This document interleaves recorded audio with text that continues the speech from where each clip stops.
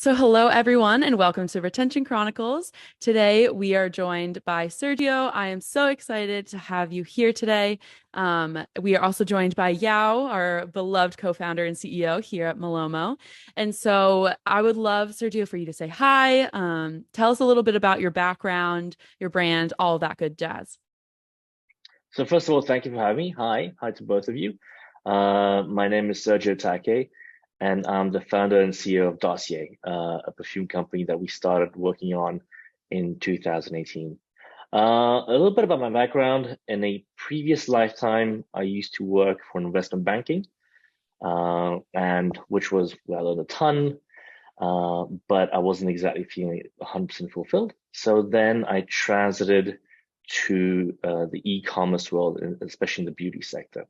Uh, and I started doing that by starting a company in the hair and beauty space, Mm. which was an interesting transition going from investment banking to selling hair online. Yeah. Definitely raised some eyebrows on my parents' side, like, wait, so you had this nice job in a suit and now you're selling hair on the internet. Can you explain that to Mm. me a little bit?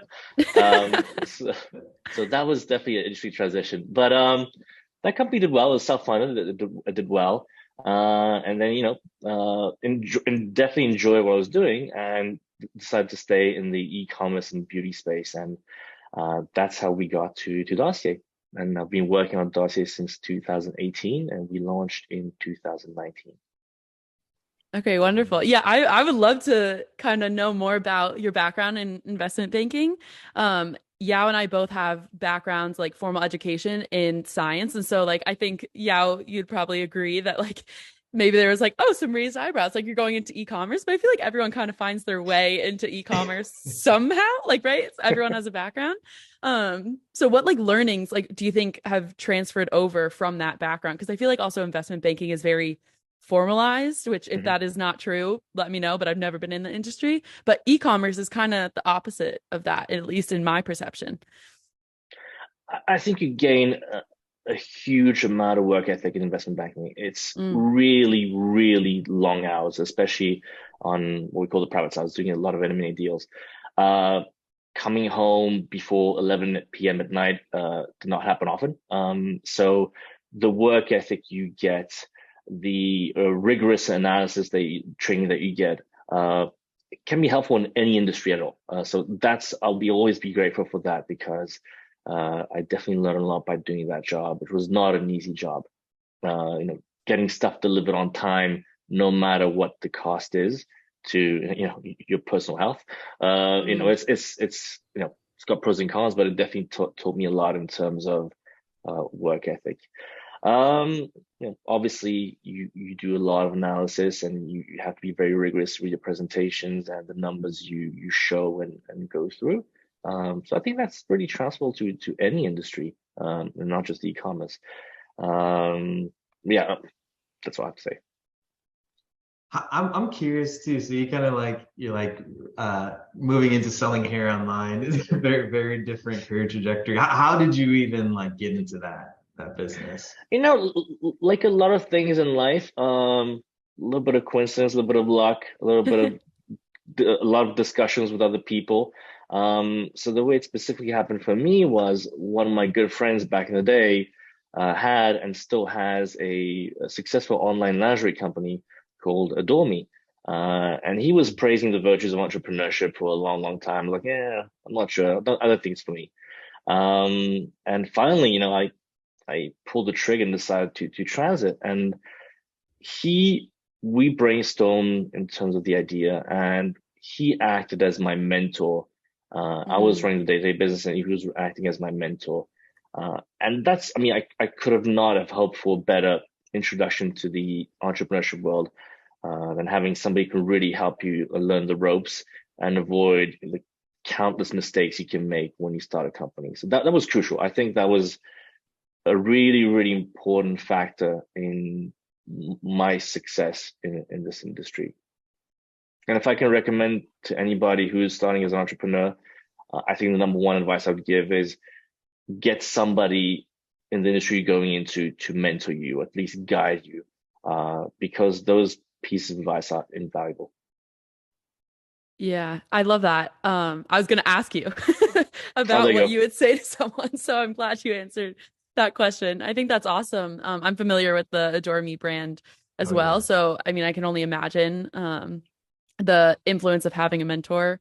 Yao, I want to ask you as well. Would you say, I know like our background in Malomo is that Yao and our other co-founder Anthony started as a consultancy, so they were helping other brands and like saw the issue in the post-purchase space that they were able to thus solve with Malomo. So yeah, would you also attribute kind of like with mentorship being able to have maybe like a leg up or um have that, evade some common mistakes in like founding your own Yeah. company?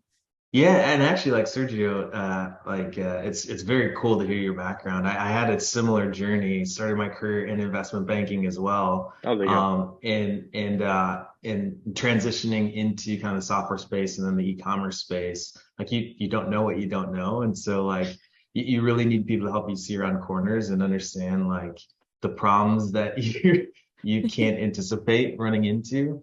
Um, so our core value, one of our core values is leverage other viewpoints, and it's been pretty impactful to us because I think like a lot of times like you can get when you're working a problem, you can get tunnel vision.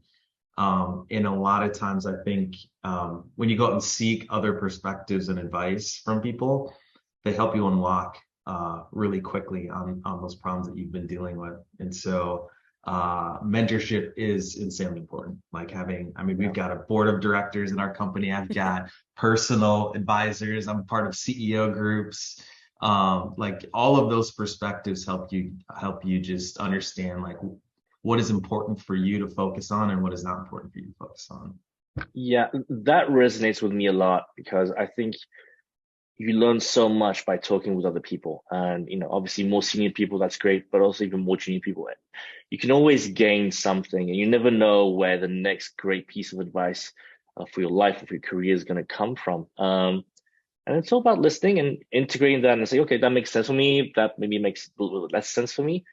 But I think it's tremendously important to go through that process. I Yes. always say I think I've been very lucky in my life, but I also think that to some extent I've created my own luck, and you create that luck through the conversations you have, the opportunities you see, and seizing those opportunities. I'm a firm believer in what you just said. Yeah, absolutely.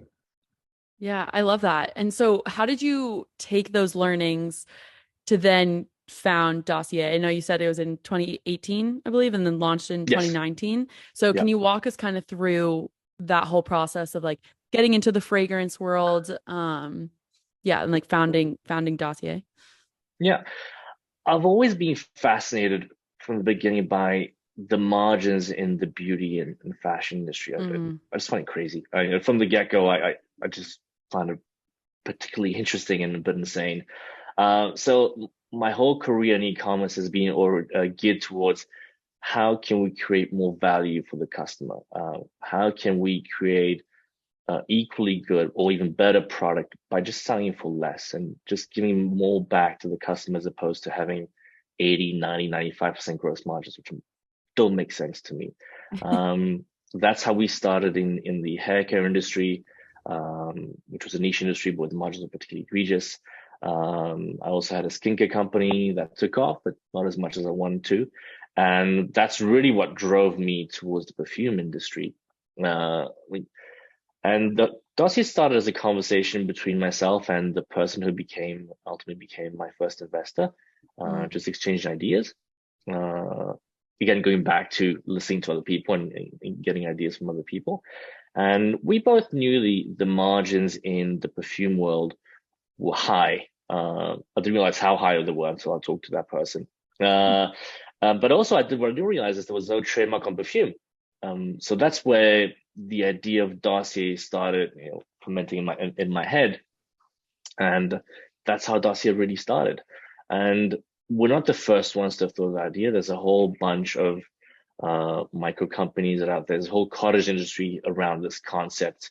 And if you are from New York City, you'll be very familiar with a street called Canal Street. So all you have to do is go there to understand that there's a whole cottage industry around this concept, among other things on that street.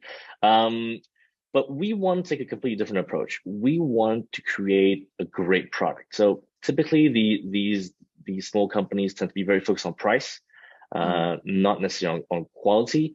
They tend to manufacture their perfumes in countries that don't really have a manufacturing expertise in perfume. Again, very focused on trying to sell for the lowest price possible. And we want to take an opposite approach. Our first desire was to create a great product. So we manufacture in France, in the southern part of France, in this village called Grasse, which is really the mecca of perfumery.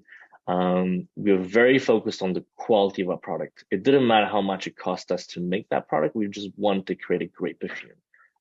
It helps that it doesn't cost a lot of money to create great perfume. So obviously we can still sell for a great price without killing our margins. We also wanted to remove some of the nasty ingredients that traditional perfumery had and sometimes still has in the perfume. So that was important to us too. But overall, the overarching idea was, how can we create a great perfume and sell for a much more affordable price than what traditional perfumery sells at prices for? So our product started at $29, and you'll be hard pressed to go, if you go to Sephora, to find a perfume that's going to smell great. It's going to cost you less than 80 or $100.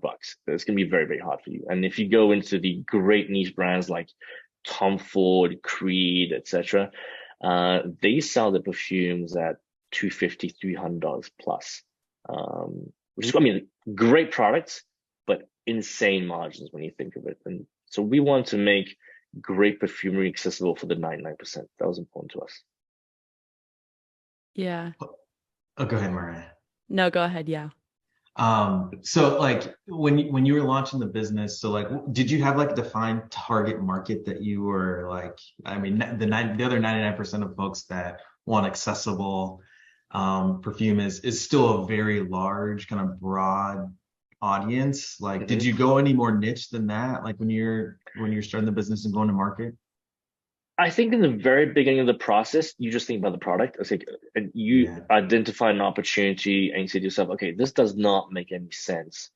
We can produce great perfumes that are inspired by luxury scents and sell them for way less. So we started with that. And then we really focused on the quality and the production to produce our first batch that would be of good quality.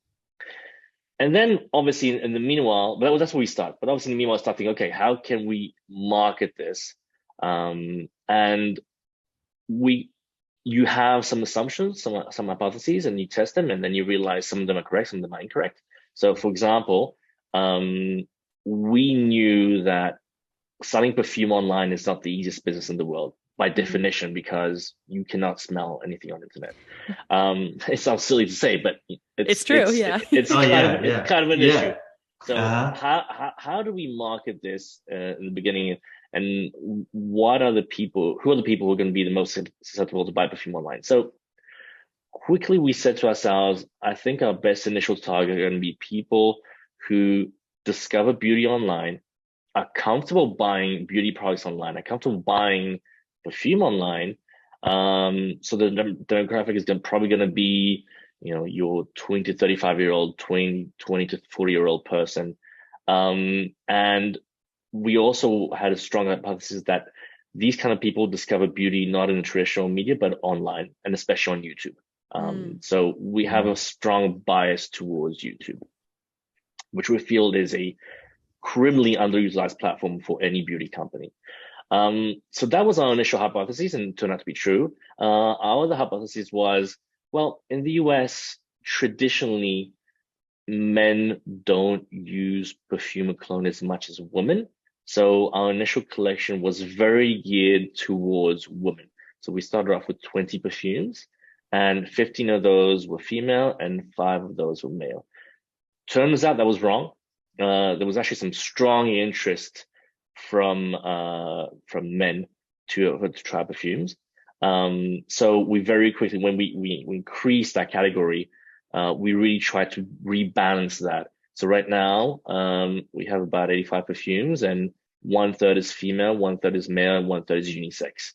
Unisex is also a huge developing category within the perfume industry.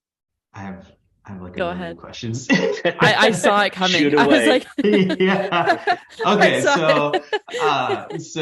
so I love so perfume. This is like the one thing I was like really excited to ask you about. So like, growing up, I have like these vivid memories of like going to the department stores around the Christmas time. That was like usually when I bought my cologne, particularly because it was on sale. And the human aspect of like buying cologne or perfume is like you said, you got to go and smell it. You spray it on the sticks, right? And you waft it in your nose. And when you find that particular scent that you like you're almost like irrationally brand loyal. This it's Yeah. maybe personal perspective. Maybe it's very different for a lot of people, but so I'd always buy Davidoff Cool Water. Which was And that? so Sorry. Davidoff Cool Water, Yeah. Cool Water, Yep. yeah. Yep. And so like whenever I wasn't at the mall and I needed to pick it up, like at CVS, like they don't let you spray. So like mentally, I'm just like, I know I love this scent, so I'm just gonna always stick to that scent unless I can try a different one. Um, I feel like I know the answer to this, but I'd love to hear like how did you get around that from an online perspective? Like how did you make that connection? Like you because you're not shipping out samples for people to like smell before they buy, like try before they buy it all, are you? No, we're not. Okay. Absolutely. And that's something we thought about a lot. So there's two questions there that really resonate with me. One is your buying experience, and you knew you liked that perfume, and you're right. There's something almost irrational and magic about when you smell a perfume that you like. It's like, oh my God, this is amazing. Yeah. Yeah. It's like a magical It's experience like almost. euphoria. Yeah. Yeah, It's like, Yeah. exactly. yay. Yeah, this is it. Yes. Yeah. So Yes. then your decision process becomes very easy because one, these perfumes tend to cost a lot of money, and two, you like that perfume. So why would you change? Hmm. So for a long, long time, people had this concept of signature scent. This is my scent. This is who I am. And little by little, people, especially in the younger generation, tend to shy away from that. They want to discover other perfumes. They want Mm. to smell the stuff. They want to have different perfumes for different occasions. You're not going to wear the same perfume at work versus going out with your friends. You want to have that portfolio and diversification. And it's kind of hard to do. The discovery process is difficult when your average great quality perfume costs $150 plus. You go to Sephora, you want to buy 3 perfumes, all of a sudden you have a $500 bill. You know, not everybody can afford that. Some lucky few people can, but most people can't. So I think that's one of the key elements of the success of Dossier is that we enable that discovery process. You buy a bottle that costs $29. It's not going to break the bank for you, and you can try several perfumes. And actually, people buy on average between 2 and 3 products because they Mm. want to go through that discovery process. And then linked to that, obviously, is as I'm sure you know, we have an incredibly easy return process. So going back to your sampling question, which I think is a crucial one, one of the first questions we asked ourselves is, how can we make sure people want to buy our products? How can we incentivize them? So initially, we thought a lot around the sampling, and traditionally, perfume companies online have what they call a sample set. They can buy for, call it $20, and you get what 3, 5, 10 samples, small samples. You can try the different perfumes, and then you can use you get a $20 coupon to come back and purchase the final the quote unquote real product. So the 50 ml bottle, the 100 ml bottle. And that would make sense for a company that sells perfume for a lot of money because you're not going to fork out that amount of money. You're going to, on a whim, not going to pay $150 online for perfume you never smelled. For us, this is going more into, I guess, financial strategy. But for us, it didn't make sense to sell a sample set of $20-$30 when the perfume itself costs $29. That delta wasn't worth it for us and just brings complications to the process. So what we decided to do is initially was to say, look, you're gonna buy the final product. You're gonna buy the 15 ml bottle. Inside there's gonna be a small sample. Try the sample on. If you like that sample, then you can use the bottle and you can use the perfume, etc., etc. So that's the initial way we got through that hump. That way people can feel reassured. Okay, the return process is very easy. I have the sample I can try. If I don't like it, I just send it back. No questions asked. Great. And then what we realized is a couple of things. One, the return process, getting that product back if they don't like it, was not as easy as we thought for us, because we have to refurbish the product. We have to put another sample in there. The insert card will be busted up. The box will be broken, whatever. Number two, that little sample bottle was made of plastic, which we try to shy away from as much as we can. So then we went back to the drawing board, saying, okay, what can we do? And then we just thought about it. It's like, why not just, we're confident in our product. We know it's great quality. We're just going to send it. You know what? Just buy the product. We'll just send it to you. Try it on as much as you want. If you don't like it, return it to us. No questions asked. Whether it's open or not, whether you use half of it or not, doesn't matter. Just return it to us. And it made our lives much simpler. It made the customers even more reassured that we believe in our product.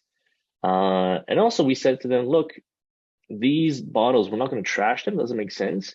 We're going to gift them to charities. I think that resonated too with the customer. So we made it, the selling process is frictionless. The return process is frictionless, and we do, in our modest way, some good to the world. That's awesome. I love that so much. I did see the easy returns process on your guys' website, and I think that makes a lot of sense when I'm thinking about buying something online, especially like perfume. And I love that you touched upon I totally fall into that market where I want to have a bunch of perfumes. I have at least 8 right now that I just cycle through. But then my mom, she's like you, yeah, where she's she, I think, I don't even know how old she was, but found her scent and that's it. That was it. Yeah. That was and it. she was like, I've never looked back. But me, I'm oh, and even it's funny because she'll buy me perfumes and she's like, I think you'd love this. But I'm like, why wouldn't you try it yourself? So it's a whole thing. But I totally think that getting over and having that reassurance that you said to the customer of we're so confident in our product, we think that you'll love it. But if you don't, no, it's okay. There's no issue, just send it back and we'll give it to charity. I think that's amazing. Yeah. I think it's superpower. Lowers the barrier to entry to that. I think everybody's in this mindset of man, I don't know if I should buy from this brand I just discovered. I don't know, especially in the products that you sell, if I'm really gonna love this thing. I think that's super powerful messaging, just very frictionless to try things. Yeah. And look, you have to, because like we said initially, you can't smell perfume online. So you got to make sure that it's as frictionless as possible and risk-free as possible for the end consumer. Mm-hmm. Yeah, I think that resonates a lot with us also, making something frictionless. I know that's as a company, a goal of ours, that's where our background is. So that I think that either from a consumer point of view or just a brand point of view is it helps all parties involved, How so then you mentioned okay, target audience is they're beauty, so they discover beauty products on video platforms like YouTube. Has been a really great channel for you all. How do you leverage video and YouTube in your marketing to acquire customers?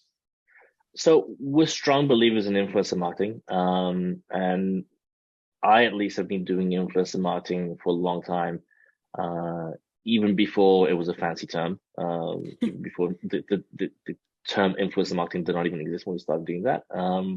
And we're also big believers in the video format. Just to give you an example, imagine a Instagram post with an influencer holding a bottle like this or whatever, with very little explanation. That doesn't do justice to our product. Is she trying to push or promote the clothing, the bottle, the makeup? It's very unclear. Whereas in a video format, you have the time to tell a story and you have time to explain the product. And video is an extremely powerful tool. So that's why we strongly believe in video, whether it's YouTube and now TikTok, and to some extent, Instagram stories. We have a strong bias towards that. So we will work with influencers on those platforms first because they can tell that story. And to give you a sense, I think last year, I think there was about 15,000 pieces of content that talked about Dossier in some form or fashion. So when I say we're believers in influencer marketing, we really are believers in influencer marketing. Yes. And we work a lot with influencers on the small to medium size.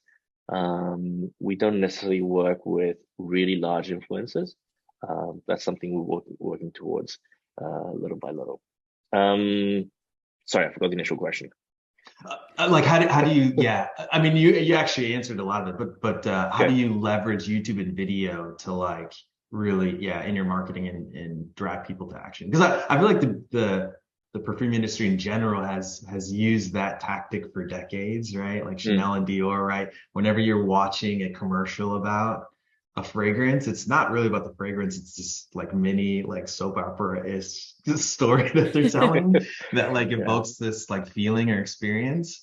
I'm almost wondering, like, is there a new age version of that you all are doing too, that like inspires people to action? And it, like, I'm curious, like, why do you think video works for you? And like, what are you doing that you think is working? So I think this goes beyond what you just asked. I think it's a super interesting question. And it goes beyond just the influencer marketing part. Just to finish on the influencer marketing side, the way we work with them is that there are some key messages that we want to get across, and we will be very specific about that. But how they get those key messages across depends on them. They're creators, they know their audience. If you try and script them too much, it's going to feel scripted and it's not going to work. It needs to be their voice transmitting these 3 key points, whatever those key points are. And we're firm believing that. And we work with a variety of influencers. We're not very specific in terms of, okay, it needs to be this kind of niche, this kind of atmosphere. No, everybody likes perfume, or at least a lot of people like perfume. We're very comfortable working with a large variety of influencers. Now, going back to what you just said, which is super interesting, what kind of message we're trying to convey, and that's something we thought about from the get-go. We always felt that luxury perfumery was this very aspirational, inaccessible industry where it's all about aspiration. You know, the typical Dolce & Gabbana ad is like some super messy guy with a half-naked woman on a beautiful beach somewhere, and Dolce & Gabbana.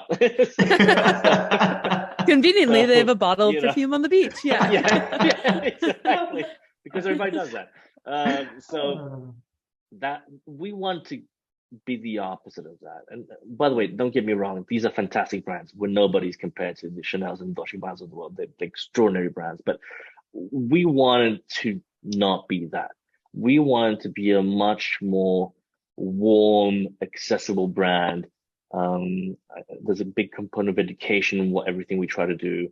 So just to give you an example, if you look at the names of our products, it's not like, I don't know, Smoke in the Night or whatever crazy name they come up with.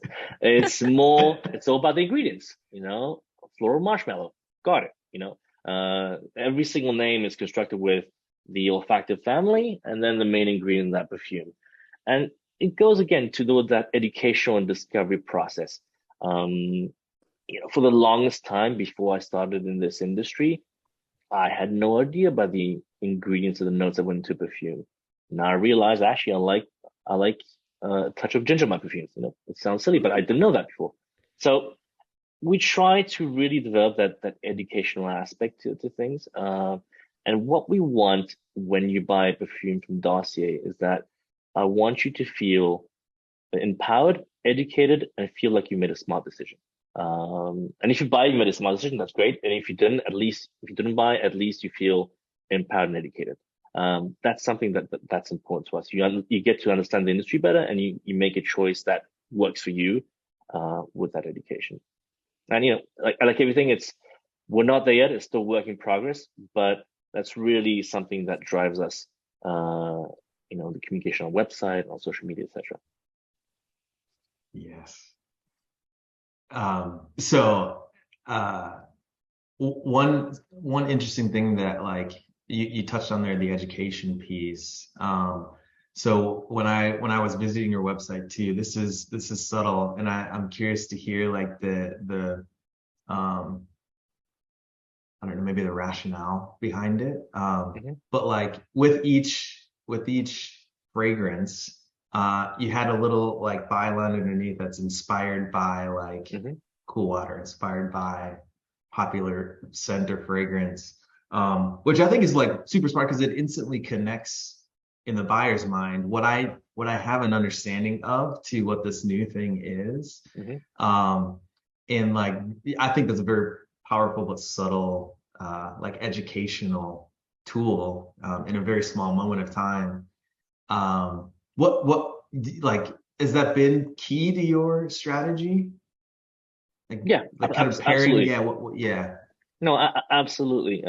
It's been very important for us for many aspects. So we're not shy about the fact that our products are inspired by luxury scents, and they will smell very close to what the original scent smells like, and that's something we're proud of, and we communicate around because again, we want to give the opportunity to the 99% and everybody really to have access to great perfumes.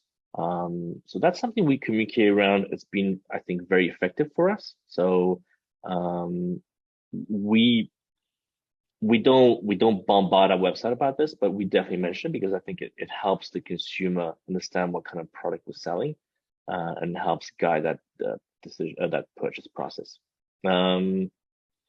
So yeah, it's been important for us both on the website in terms of communication. It helps frame the purchase decision.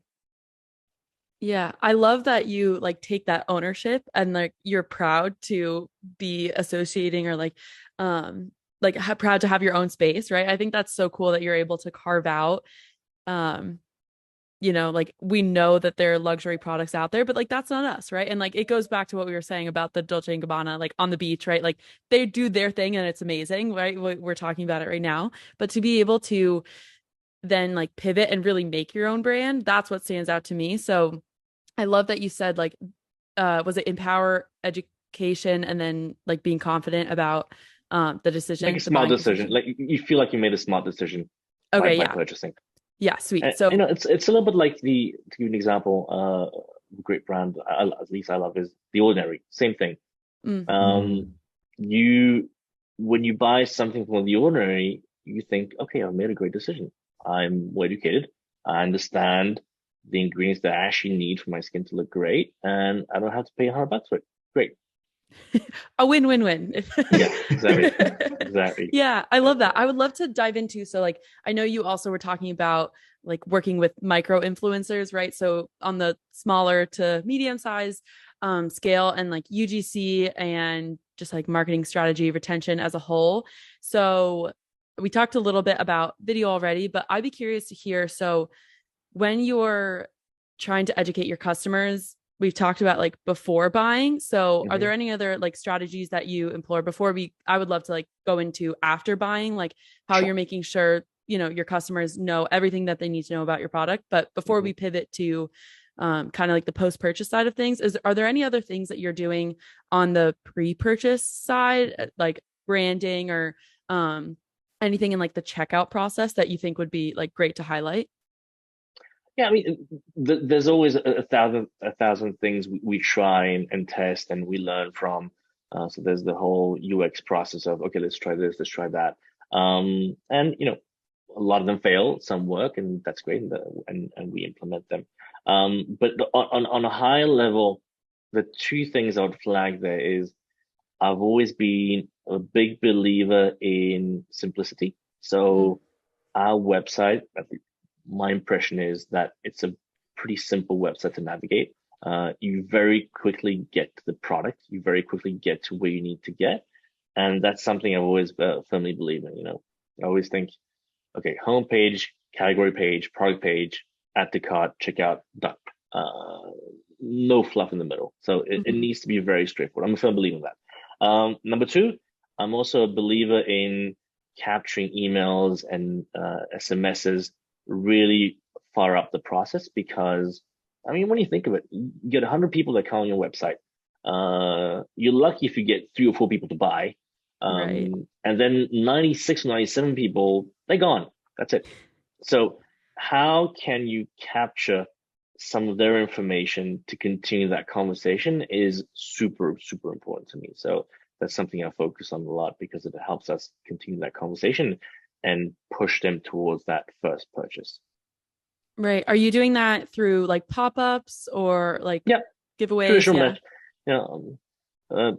I'm also from believing do basic things well. So pop-ups are great. And obviously we capture the email and the phone number through those pop-ups. That's really our main source of email and SMS acquisition. There's a floating button at the bottom that helps too quite a bit. Okay, sweet. So with that, then I think there's still like there's tons of opportunity in the post-purchase side to do that as Agreed. well. So can you walk us through kind of like your whole strategy after a customer buys from you? What kind of communication, what education is the customer or the consumer getting? Yeah. So our communication, at least through email, SMS, are based on 2 things. There's what we call flows and campaigns. So flows, very traditional. We have some post-purchase flows that we like to push in terms of what you're going to expect, where your product is, has it been delivered, all very classic. And then down the road, after 15 days, or I think it's 15 days, we will send you an email to say, hey, by the way, do you want to post a review of your experience? What do you think of your product? And then after 30, 60, 90 days, depending, you get automatic flows that start talking about, okay, you bought this product, or we bought these products. What about this one? Or what about that? Have you thought of, now we're going to have candles again back on our website. Have you thought about candles? So that definitely helps. But if you think, for our specific business, if you think about how people purchase on the company, on the website, they tend to buy 2 to 3 products. And there's no real correlation between what people buy. So we looked at this actually really, really carefully.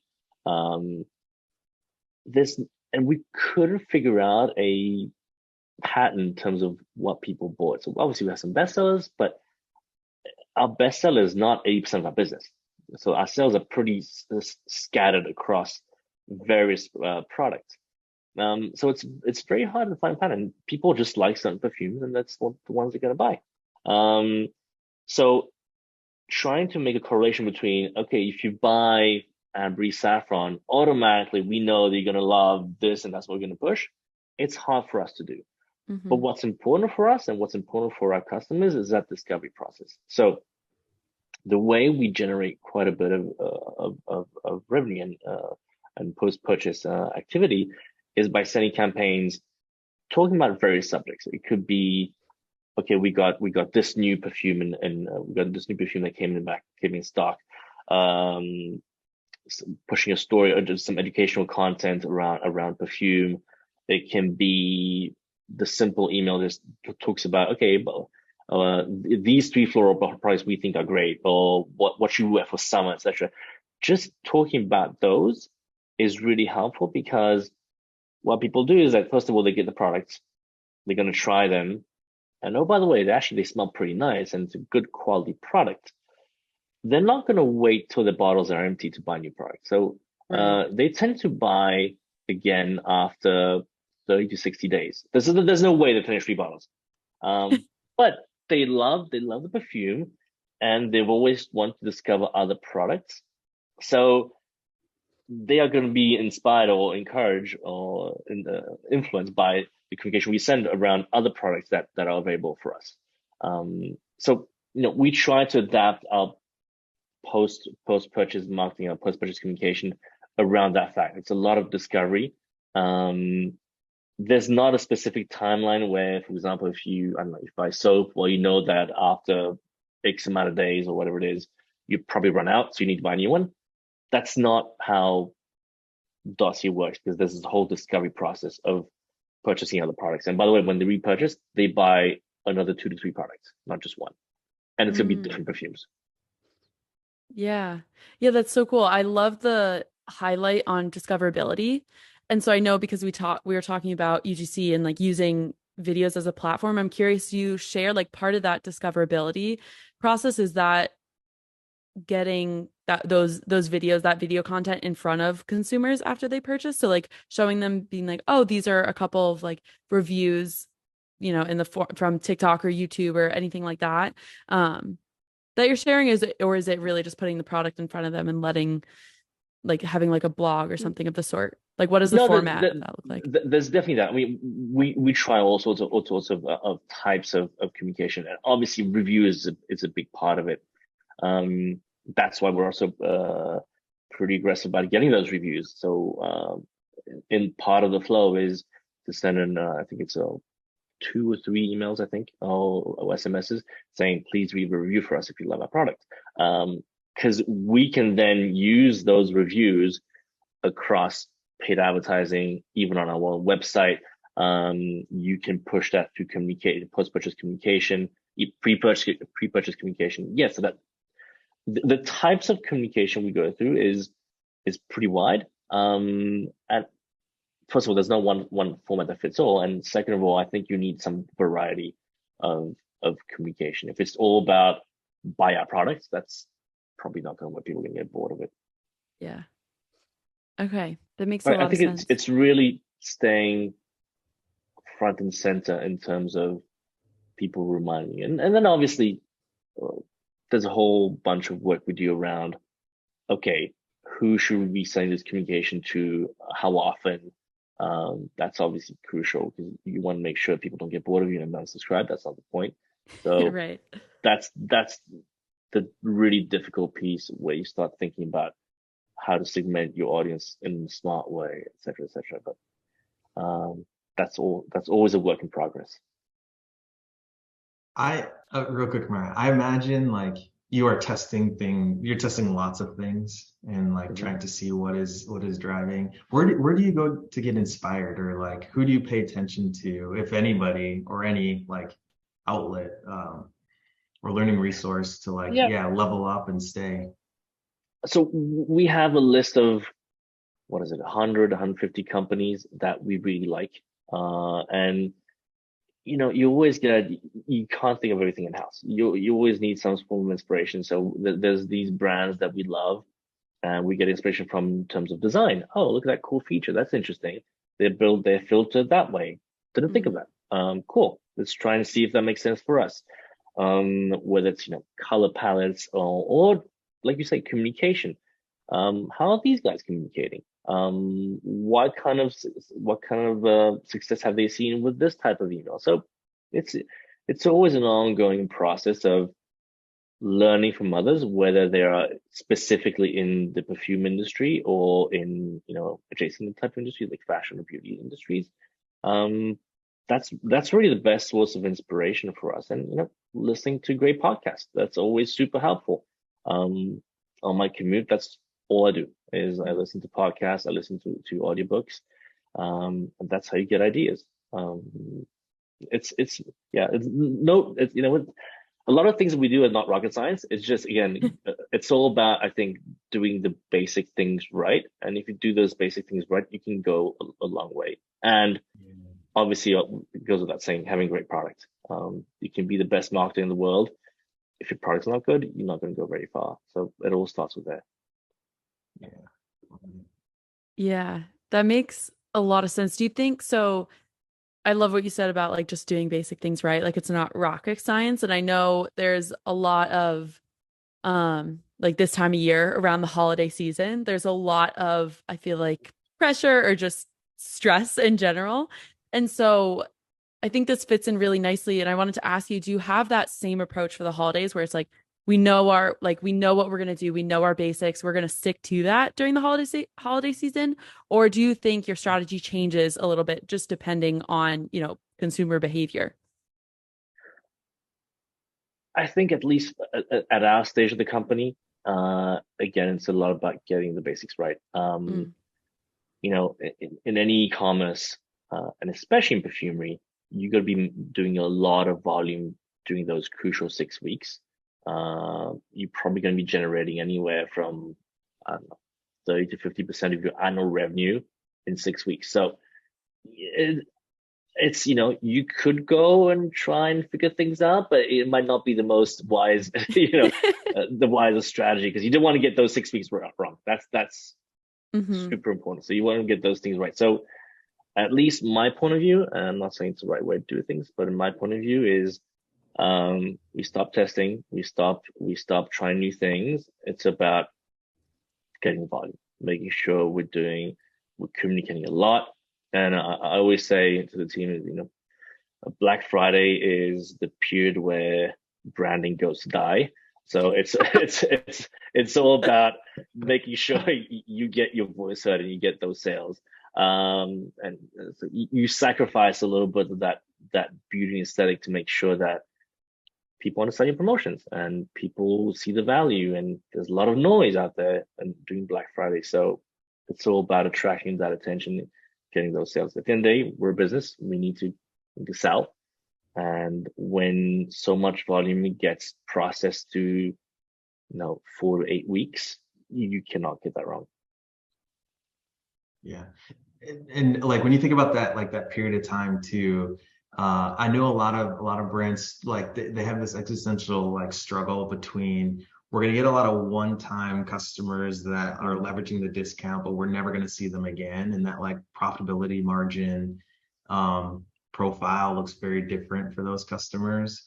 How do you think about that? Like, is that a period of time where you're trying to find those first time customers to drive them to second purchase? Like you're looking for the loyal customer base, or we know we're just going to see a lot of like one-time purchases. And so let's architect our pricing and our offers to make that Right. first purchase profitable. So I think it's a bit of both. We have not seen that, cohorts, November cohorts, so people buy for the first time in the month of November, have been bad customers. That has not been our experience. Clearly, they take advantage of the discounts to buy way more. Goes without saying. But we see the same cohort building on November cohorts than on other types of cohorts. So that has not been our experience. Obviously, the other cohorts from the other months of the year, there's always a spike there, of course, they take advantage of the deals that we offer. But we haven't really seen a huge difference in performance if we compare the November cohort versus other ones. So that's not been our issue. It's all about managing the CAC and managing that process. But yeah. Yeah, I love that you brought up that point, Yao. And it's very encouraging, I'm sure, Sergio, that you saw like you haven't seen that November has been like a really big uptick in consumers and that you're able to make like maybe first time customers into repeat purchasers. And this is a notion that I spoke with one of our partners with on another podcast episode.